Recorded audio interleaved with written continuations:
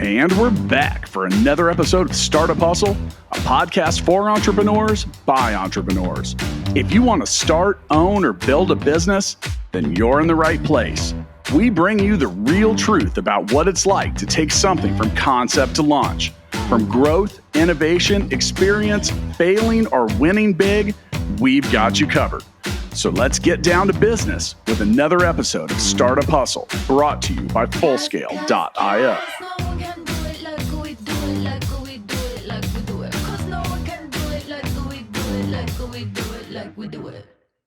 And we're back. Another episode of Startup Hustle. Matt DeCoursey here with Matt Watson. Hi, Matt. What's up? What's up? What's up? I'm trying to figure out all this AI stuff, and I'm just like, I think I need to be intelligent before I can figure out artificial intelligence. You're agreeing with that? We need you to be more intelligent. I know. So I brought in experts. So I have brought in experts. And with us today, we have Jerry Abiog, who's the co-founder and CMO of Standard Insights. Standard Insights is an AI as a service growth marketing platform that ensures businesses or helps businesses to execute data-driven omni-channel campaigns. And I'm looking forward to Jerry telling us what exactly that means. So Jerry, welcome to Startup Hustle. Hey, thanks, Matt. Glad to be here. I'm glad to have you too. Now, before I get into the explanation of what all that meant, I do have to let you know that today's episode of Startup Hustle is brought to you by Crown CFO. They offer fractional CFO services for any size business. You can get the impact of a CFO for the fraction of a cost. Just go to crowncfo.com/hustle to learn more. And or you can click the link in the show notes. Now, Jerry, tell us exactly what all of this AI as a service growth marketing platform stuff's all about. Yeah, real quick. So AI, in its most basic definition, is getting a computer to think and act like a human.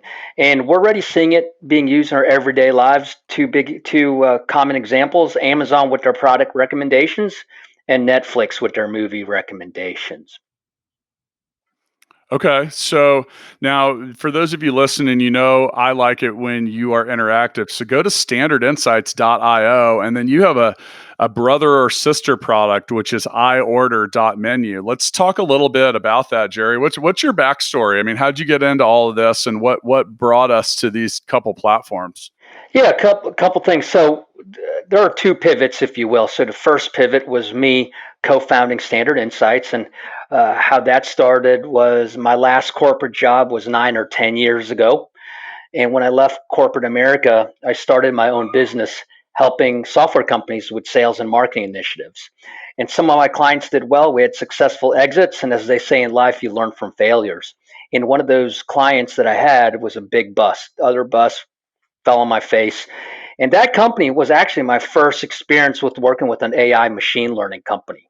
We had a great idea, poor execution. And when I learned two things at that time was, number one, regardless of what software platform you have out there, it has to be easy to use and solve your potential clients' business problems. So that was number one.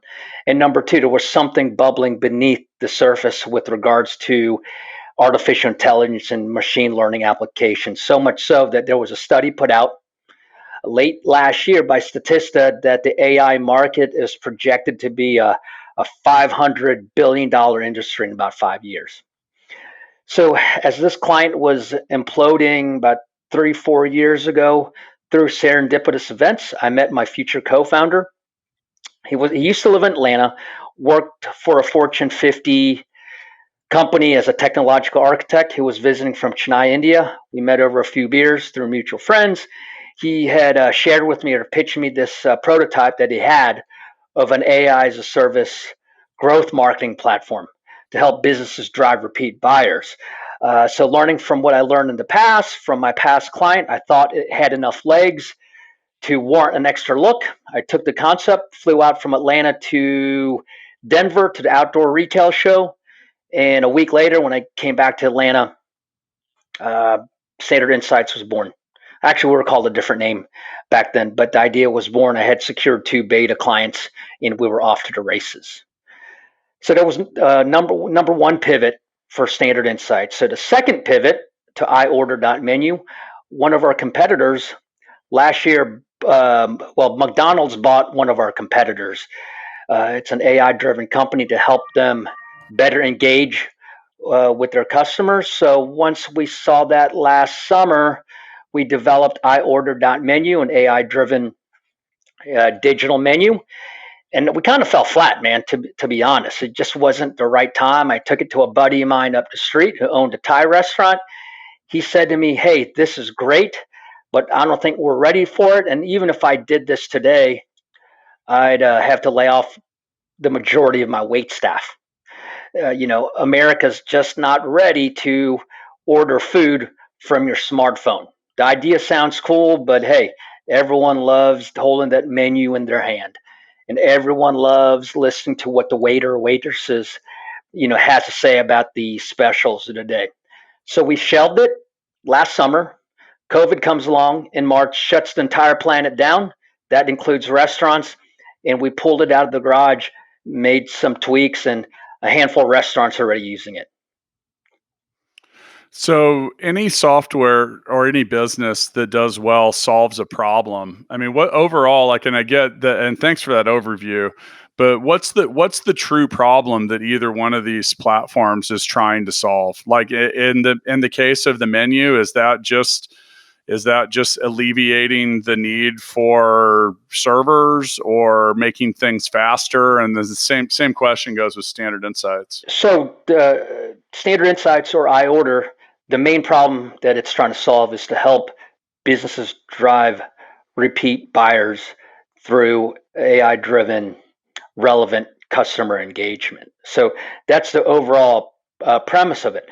But because of COVID, there was another factor that iOrder's solving, and that is in regards to safety. So now we've got two problems that we're solving with iOrder.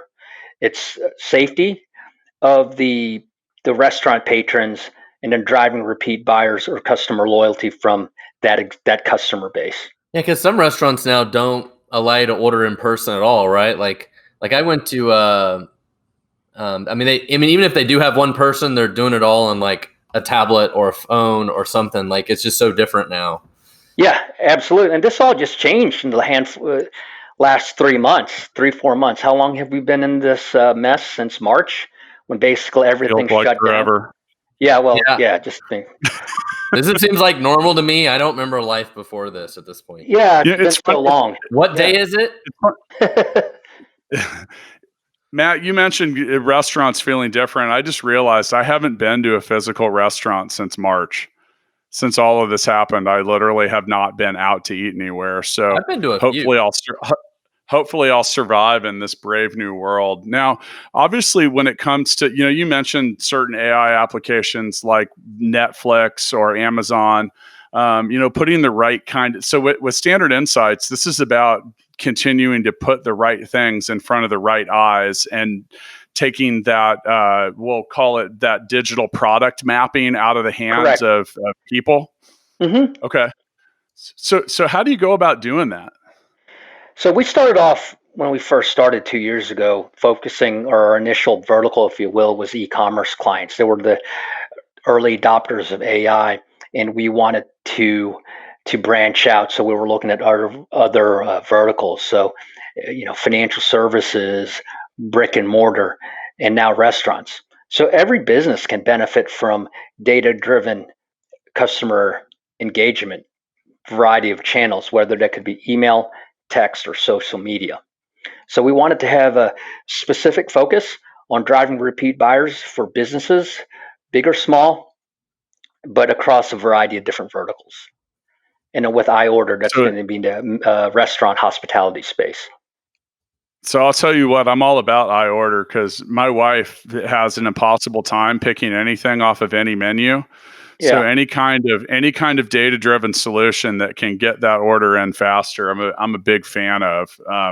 I go for that all day. So, AI is for many people a somewhat new technology, and then overall, it hasn't been around for a long time. I would imagine that over the years that you've had to overcome some specific problems. Was there something that either one of these platforms, was there a big hurdle you guys had to jump over?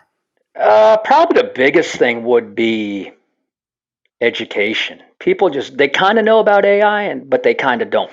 So my last company I work with, my client, if you talk to 10 people, one or two like, oh yeah, I get AI, heard of it. But now fast forward 4 or 5 years later, that you ask that same 10 people, maybe 4 or 5 would know about AI. So the thing is, it's about the education process. And do you need a big staff to run it? And with us, no, you don't. For the most part, it's simply plug and play with an API connector or a CSV file or extraction transform load tools. We try to make it simple. If you have clean data, you run it through our Smart Choice AI engine, and it pops out the recommendations. And within 2 clicks of your mouse, you can prioritize and execute campaigns. Matt, what would you use this kind of platform for? Well, as somebody who sells stuff online, I mean, we're always trying to figure out why people buy, who buys, how to increase conversion, who's the ideal customer. I mean, these are common problems for every business, right? And the more data you have, the more you need a tool like this to help sift through it and figure out the signal from the noise. And Matt Watson, you're absolutely right. I mean, it's cliche to say that data is the new oil, but really it is a commodity, and those people that those companies that know how to use it and use it to their advantage, they'll win over those that don't. Yeah, it's interesting because with your marketing driven solution, this is very similar to what our CMO at Full Scale did for a job. And he used to work for Husqvarna, who sells all kinds of construction and different kinds of materials, where they literally have people that are mapping the different products to different buyers. And just because someone buys concrete doesn't mean you know what kind. I've learned more about concrete through hiring Joel than I ever thought I'd know. But that has so much to do with like what messages you're delivering via email, what you're putting them in front of in your website, maybe what you're spending your CPC ads on. And we've seen some various just here through the podcast, some different innovators and startup founders that are doing some really cool stuff with AI. Just like everything from knowing when certain TV ads were going to be on, so you could raise your CPC bids and try to get a higher click-through rate. And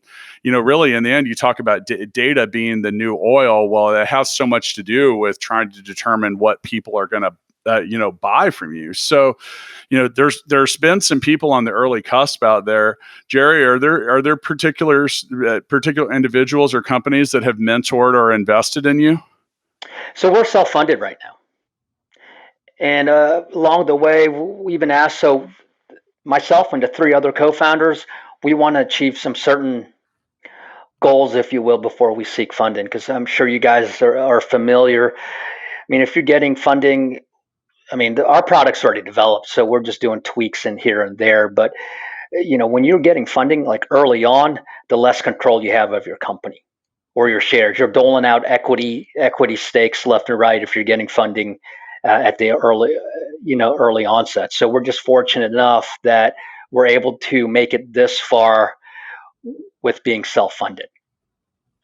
Is there any particular any type of business or anyone in general that you've modeled the company after? So yes, we have. So we've taken about 4 or 5 different companies and I'm not going to share the 4 or 5 different companies, but yeah, absolutely.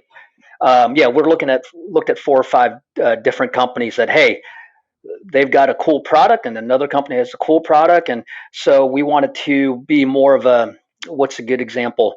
Like a multifaceted pocket knife instead of a Phillips screwdriver. Sure. So it would encompass a multitudes of tech stacks, if you will. Is there something that you're doing to differentiate yourself from the competition that you can share? Yeah. So one thing is, and people ask this all the time. It's like, hey, can you help? Your tool sounds cool. Can you help me bring new buyers? And so the intent of our platform is to drive repeat buyers from your existing customer base. I mean, there's a lot of cool tools out there using artificial intelligence to bring new people in. We don't do that. It's just looking at your existing data, scoring all the customers that are potential profitability, figuring out what what Jerry or Matt or the other Matt's likely to buy, and then executing campaigns around that. So ours is just singularly focused on driving repeat business from your existing customer base. Well, so at my company, Stackify, we sell a product to software developers, and we see more growth every year of expanding our existing customer base.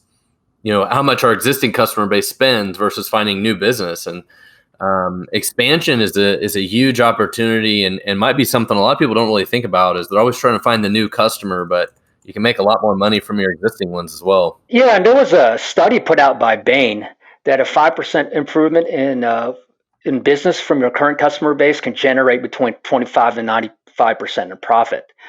However, people don't always realize that. They're always looking for the new shiny object, spending a lot of money on, CPC ads, right? Facebook ads to bring that new customer in, and that costs a lot of money. And yes, there is relevancy to that.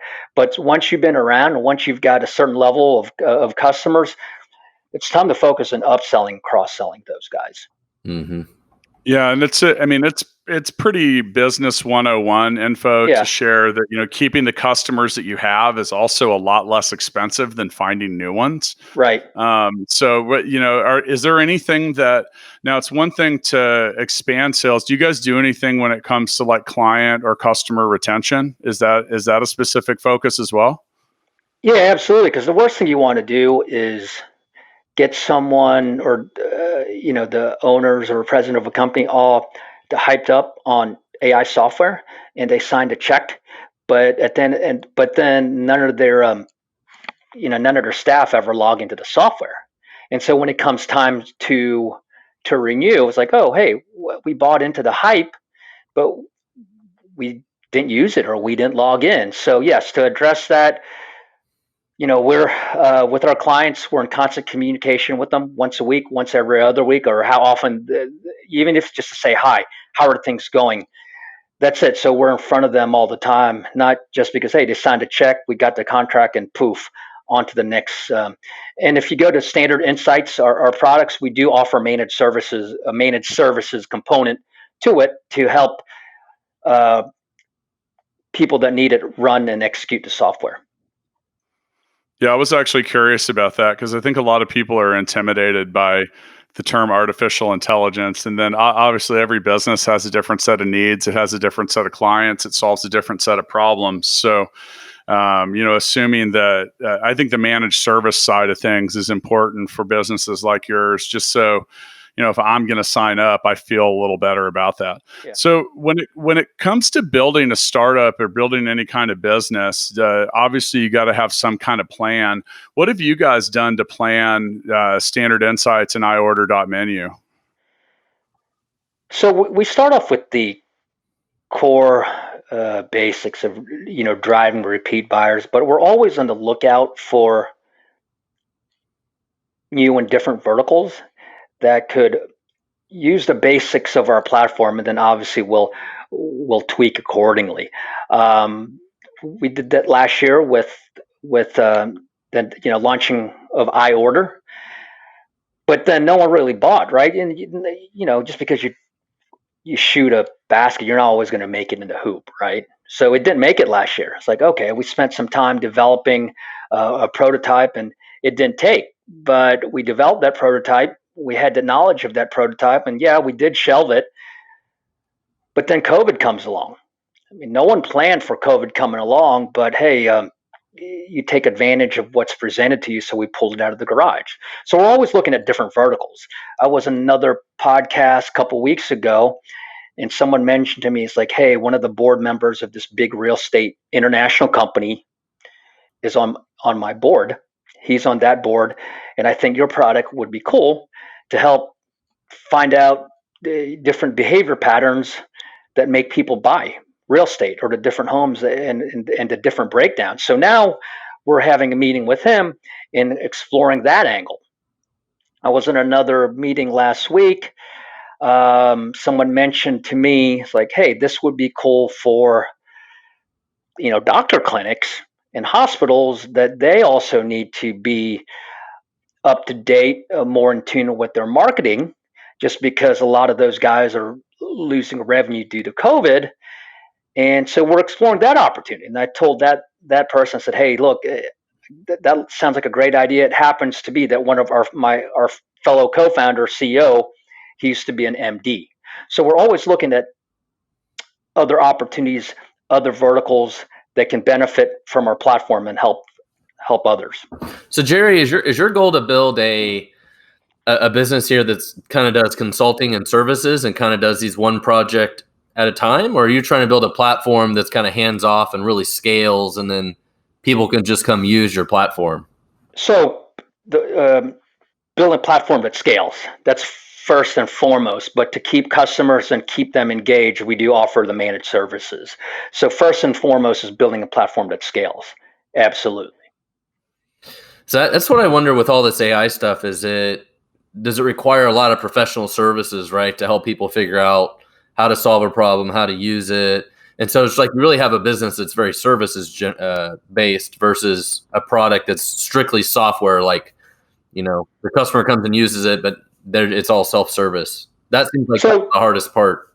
So there's going to be a balance. So there's a software piece, but with anything, and you guys are in marketing, yes, take the data, but another part of marketing is, content creation, right? And we don't do that, but part of driving repeat buyers, not only having the proper data, having a data-driven mindset, but also having content that goes along with it. So when you're sending a data-driven email, text, or a social media post, you got the data there, but you need awesome-looking content to go along with it. So that's where our managed services mainly comes in, is to complement our software.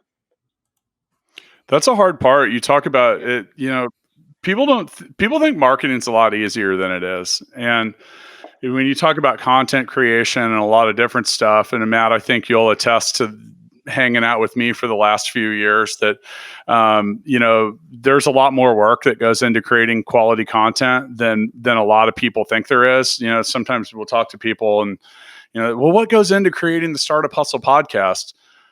A lot of work, a lot of consistency, a lot of effort, and a fair amount of planning. And that's not, it doesn't come intuitively to everyone. So, when it comes to marketing and selling your own products and services, like how do you go out and find people to use your platform? Or for us, so it's, old school, right? Knocking on doors. So now with iOrder, literally I have the ability to knock on doors. Just in my restaurant, my wife and I, we live near downtown Atlanta. So there's a plethora of restaurants that I could walk to. They're not busy nowadays. Every restaurant on the planet is hurting. So they have a pain point. So I can actually knock on doors. But then also having a social media presence, building credibility, being on this podcast. I didn't think being guests on podcasts will be part of the marketing strategy going into 2020, but I did my first podcast back in February, then got a second guest invite from there, and it just kind of snowballed. And while everyone was shut down a few months back, started doing podcasts. So now I'm building credibility. So it's a multifaceted approach, if you will. And then we also have channel partners in the industry verticals that are helping us out as well. So channel partners is not something that all listeners will even know what that is. Channel partners basically aligning your vertical up with another company's. For example, you've probably done something. You've probably signed up for one thing and they've had a one-click install or something like that that isn't a third-party software or plugin or something like that. What are a few things that you can tell us about channel partners and finding them? Yeah, so let's take for iOrder. So I reached out to consultants in the restaurant industry. Pitch to them, hey, I think this, obviously you've got the brains and consulting expertise, but I do think that combining your brain power and technology could set you apart from the other guys. So it's looking out for people like that in various industries that could make themselves competitive, right? Have a more competitive tech stack.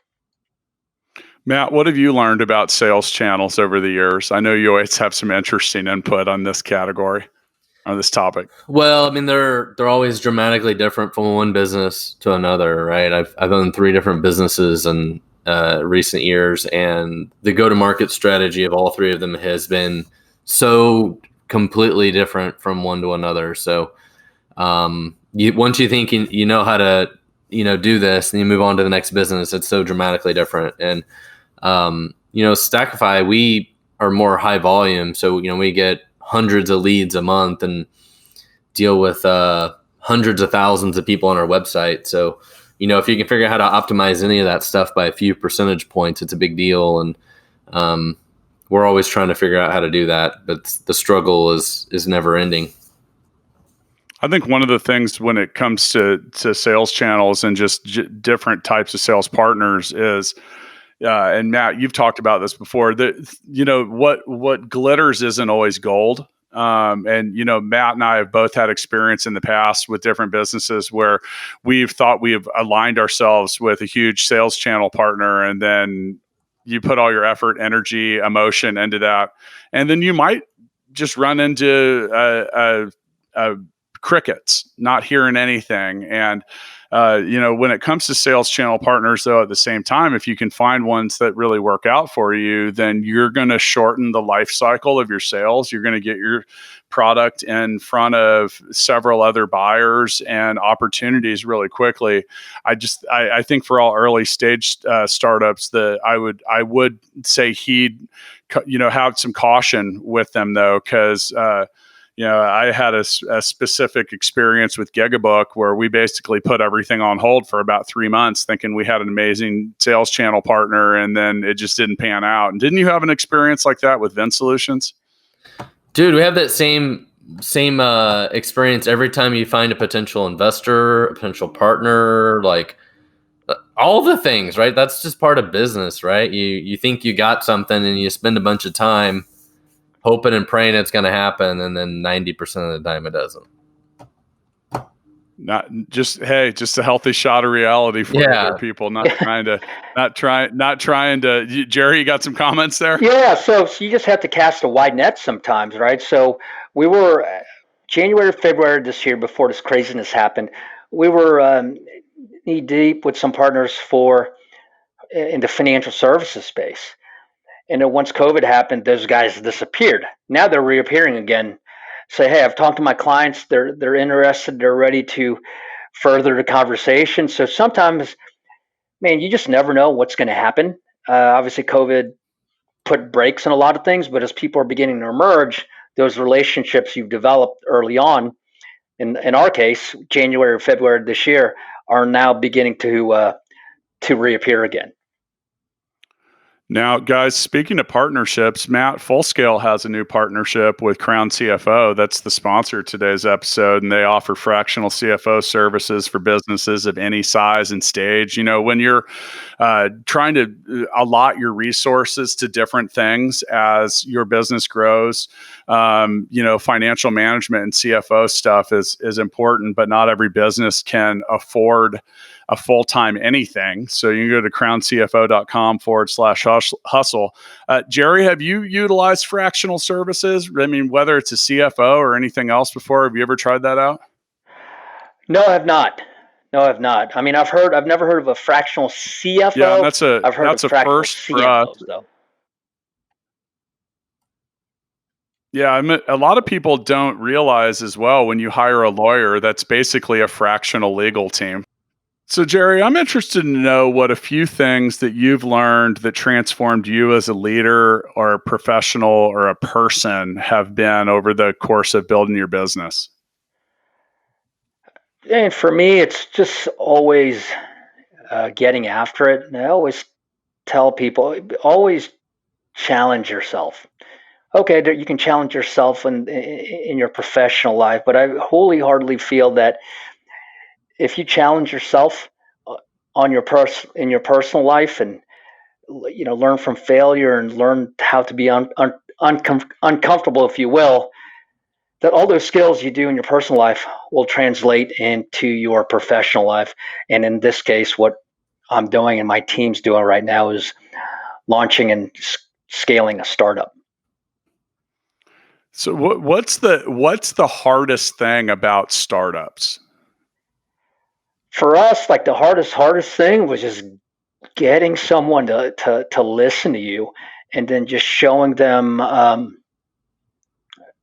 like the demos. I mean, I can remember going when we flew out from Atlanta to Colorado.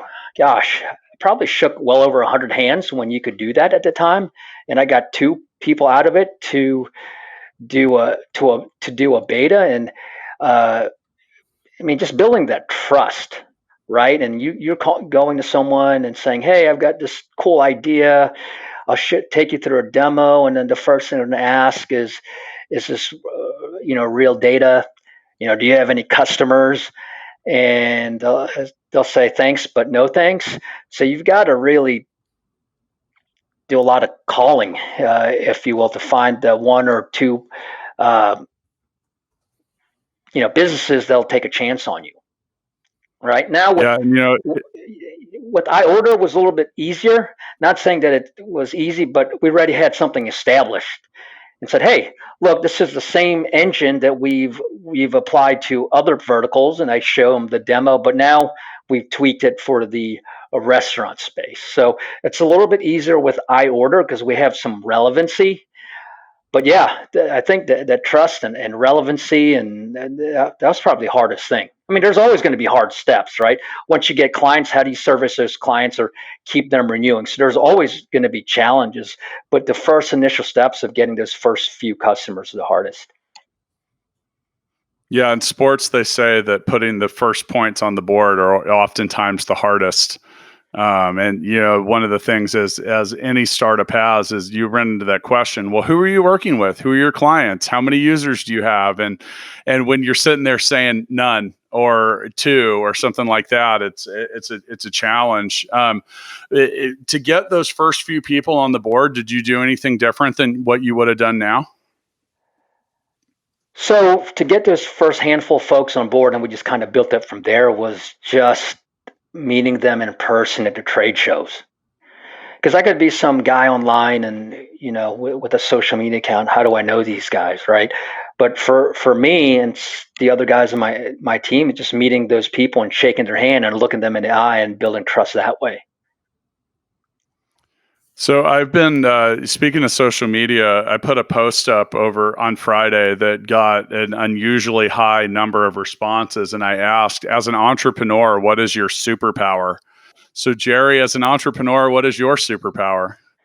I don't really have a superpower, but it's just, if I were to answer this question, just getting after it every day. I mean, just basically that's it, whether you like it or not, just, getting after it. And another thing I'd like to add too is, especially with what's going on right now, or just FYI in life, is never let a good crisis go to waste.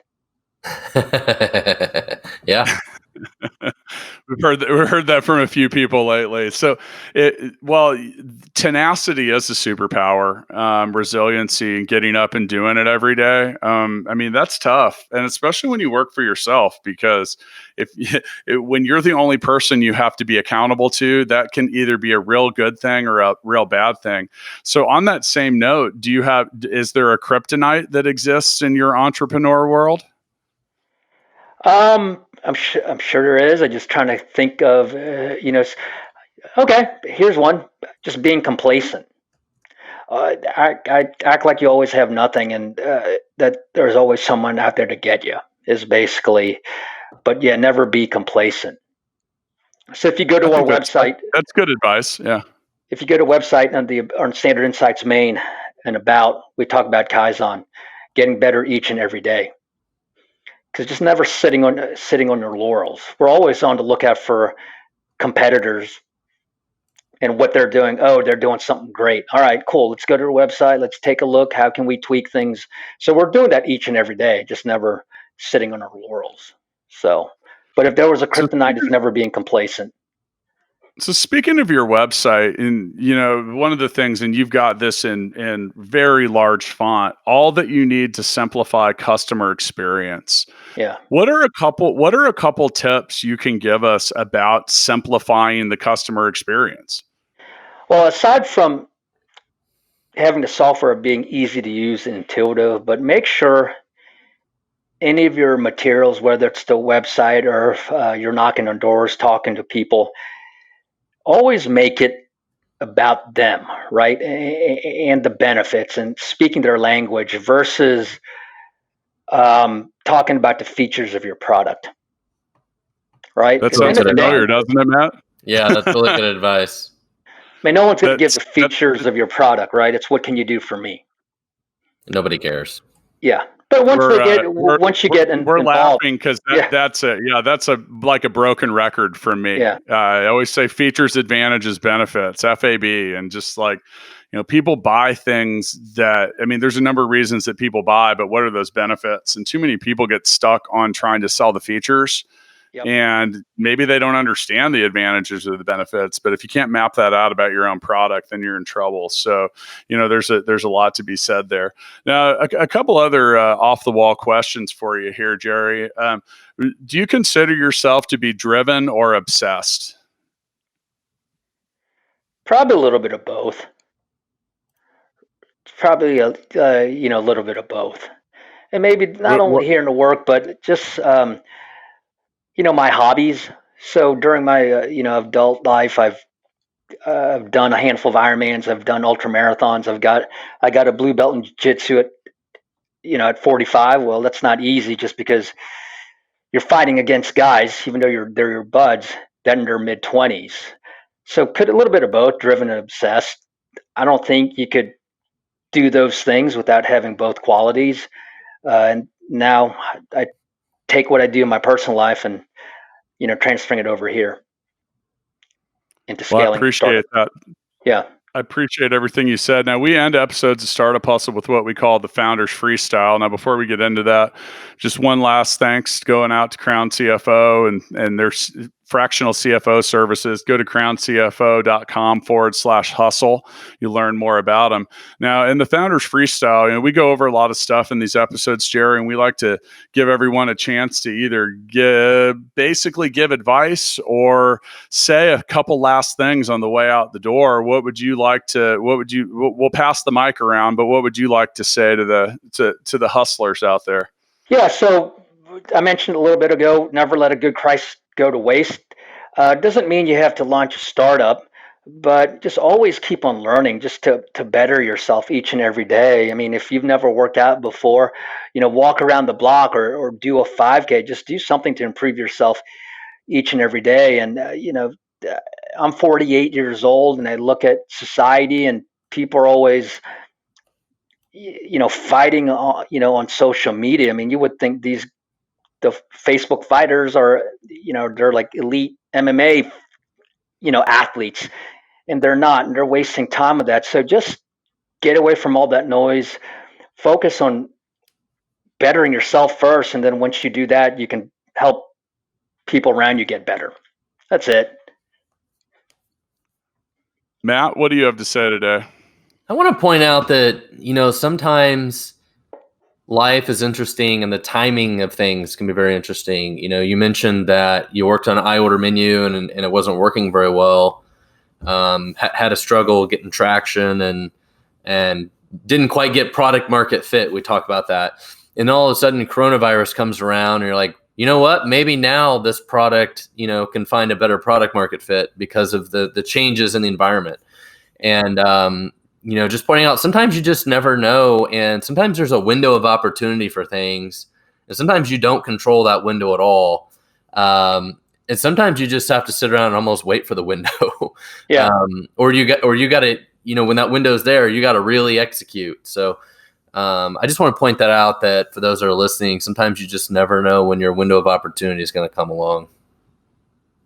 Yeah, I agree. I'm going to parlay off that, Matt. And, we've had at Full Scale, and you go to fullscale.io to check out what we do. And we work with a number of different clients, and we had some in February that were on top of the world. And in April, were singing the blues, where the ones that were singing the blues in February were all of a sudden, on top of the world. So you never know when your moment's going to come. I'm not a big believer in luck. And, they say the luck is really just opportunity and preparation meeting at an intersection. So the question is, are you prepared to take advantage of a situation when it comes up? Jerry talks about it. And Jerry, I want to say, I appreciate your approach. Like, hey, I'm going to put on my backpack and I'm going to go out and I'm going to shake 100 hands today. And that's getting harder and harder to do, like in this current climate. But that's the way I did it for years. Yeah. But you have to be prepared. So if you're not prepared and you're out there shaking hands and all of a sudden your opportunity comes up, well, guess what? That's not bad luck. That's just you not being prepared. So you guys stayed on top of it. And then all of a sudden you're like, wow, okay, this might be the right time to do stuff. And I think that's hard to do on many days, but I want to commend you for that. And then the last comment I'd like to make also is, there's a world of very interesting AI solutions out there that are coming up. And, I don't know if Standard Insights is the right one for you or not, but get out there and look at new stuff and new things. Cause, much like Mr. Watson had mentioned, he's got tens of thousands of visitors to the Stackify site every month. A simple change of 1 or 2% in action or non-action can be a pretty phenomenal outcome. So, if you're not getting exactly what you want, get out there and see if there's someone that can help you do it. So, other than that, Jerry, thanks for spending some time with us today. Hey, thanks guys. I appreciate it. Thanks for having me on. Thank you, sir. I'm gonna go figure out how to get some AI to get my wife to order food faster now. So I'll